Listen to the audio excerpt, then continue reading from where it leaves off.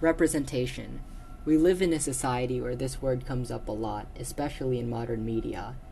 Take a look at movies like Black Panther or Shang-Chi that made headlines because of their representation of minority races.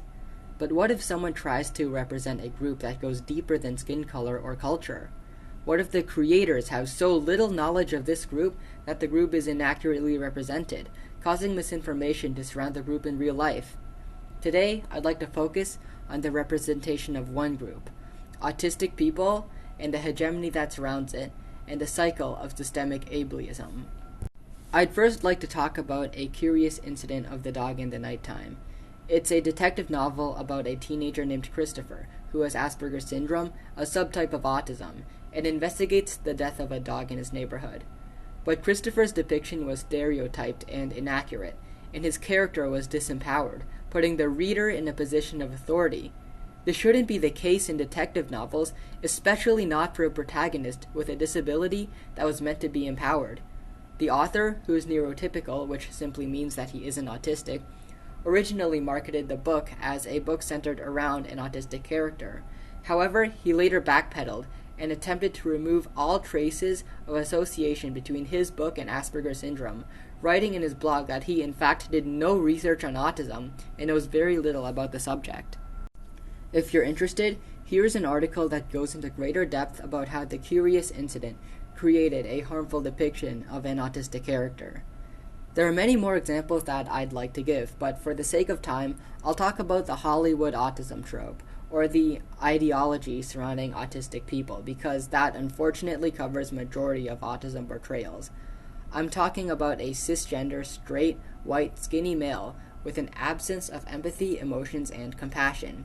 He's seen as boring, nerdy, weird, annoying, and creepy, with no interest in mainstream interests like sports and relationships, and is shown to either lead an unfulfilling life or be a super genius, and there's no in between. When these misrepresentations are showered with awards, writers and producers get the idea that this kind of media is acceptable, and naturally more of this media is made. This only continues to widen the gap between how autistic people are expected to act and how they really act, further perpetuating a feeling of the loss of identity in autistic people today. And in terms of people who are truly autistic, I'm one of the lucky ones. I know one who has anxiety. I know another who shows signs of PTSD.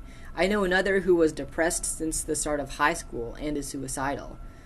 An issue of power and norms is that there is no autistic media focusing on the connection between autism and failing mental health, instead showcasing awkward social tendencies or some other surface-level bullshit as the worst part of autism and downplaying how bad autism can really be.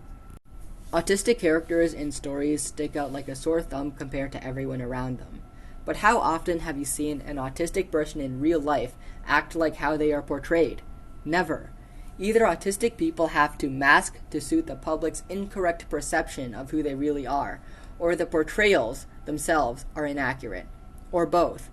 So while autistic people in real life cut themselves and plan their suicides, producers of these misrepresentations are on the red carpet winning prizes and nominations. Now let's talk about what representation should be. Writing an autistic character into a story is not representation, it's only there for show. What representation really is taking creative input from people who are genuinely autistic and incorporating autistic characters in stories such that it averts the tropes surrounding common misrepresentations of autism. I urge you to take representations of autistic people with a grain of salt, especially if people with the condition had little creative input into the piece of media. The cycle of misrepresentations is caused by support from the public that you and I are both a part of. By not consuming this media, we can break the cycle and prevent further autistic people from taking the hit. And we should encourage writers on the spectrum to be more public about their work. This is the speech we need in order to empower autistic people and bring accurate portrayals back to the media.